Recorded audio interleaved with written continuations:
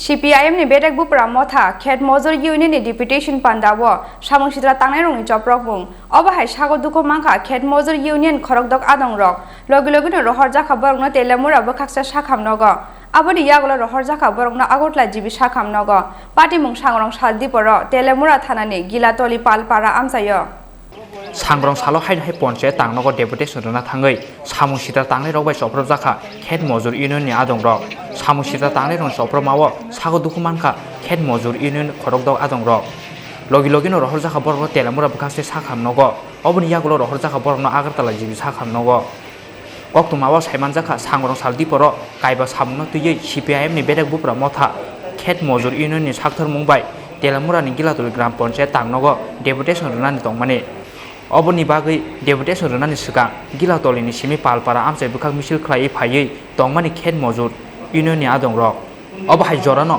खेत मजुर इउनियननि मिसिलनि साकाव सफ्रबखा सामु सिद्रा तांनाय रक अबबाय सागो दुखु मानखा खेत मजुर इउनियन खरक दग आदं रक कक्तुमा मानखिना आमसाय थाङै सौयिका तेलामुरा थानानि पुलिस अबनि यागुलो लगी लगी नो रहर जाखा बरकनो तेलामुरा बुखाकसे साखाम नगो अबनि यागुलो रहर जाखा बरकनो आगरतला जिबि साखाम नगो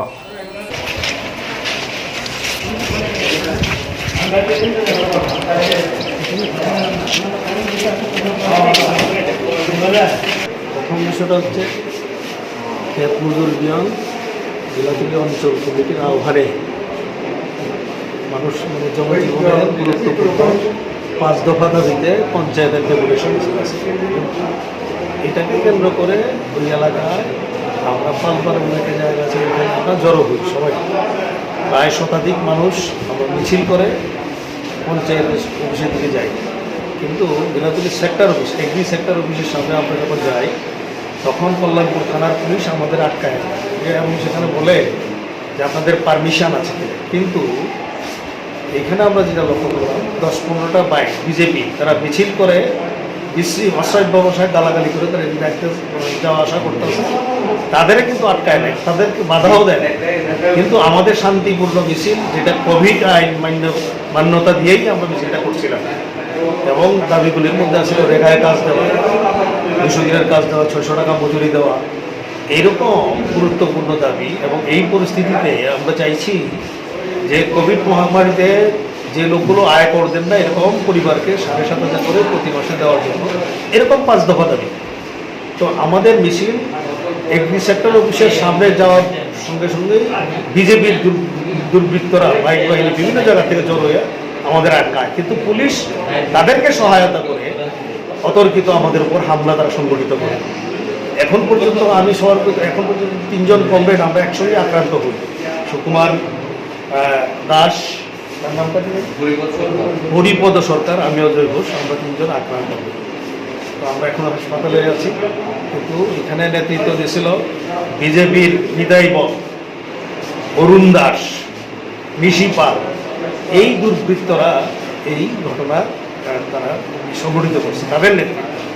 পারমিশন দিয়ে না, আমরা পারমিশন নেই নাই। আমরা পারমিশন নেই নাই এই কারণে আমরা বিভিন্ন সময় বিভিন্ন প্রোগ্রাম করতে গিয়ে আমাদের যে অভিজ্ঞতা, পারমিশন আমরা পাই না, কিন্তু এটা আমরা মেনেই নিলাম।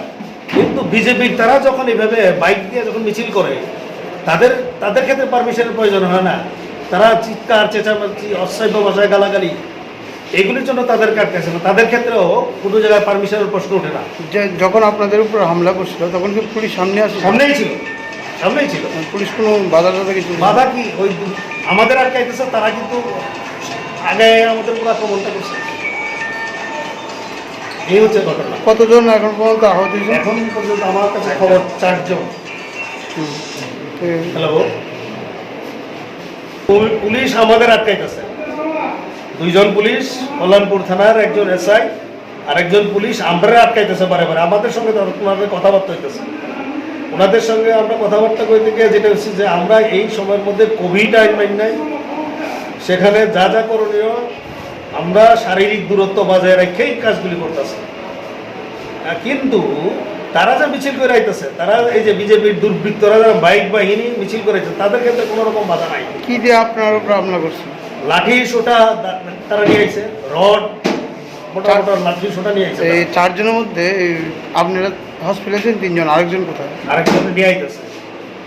ওনার নাম কি? ওনার নাম আমরা যতদূর খবর পাইছি এখন মনীন্দ্র সরকার। সকালবেলা আমাদের একটা কর্মসূচি ছিল দ্রব্যমূল্য পেট্রোলের মূল্য বৃদ্ধি এবং ভোগ্যপণ্যের মূল্য বৃদ্ধির প্রতিবাদে।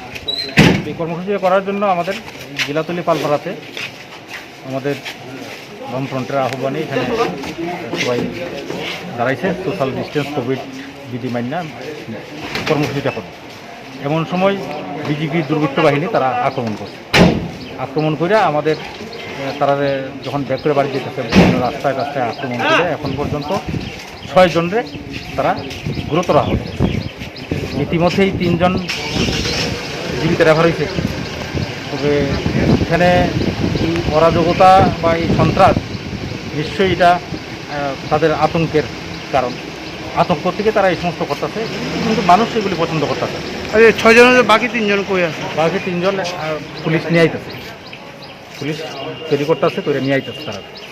আর এখনও ওই যে এলাকাতে সন্ত্রাস চলছে, যেগুলি গণতন্ত্রের বিপক্ষে বিপজ্জনক। কীরকম অবস্থা এখন তাদের?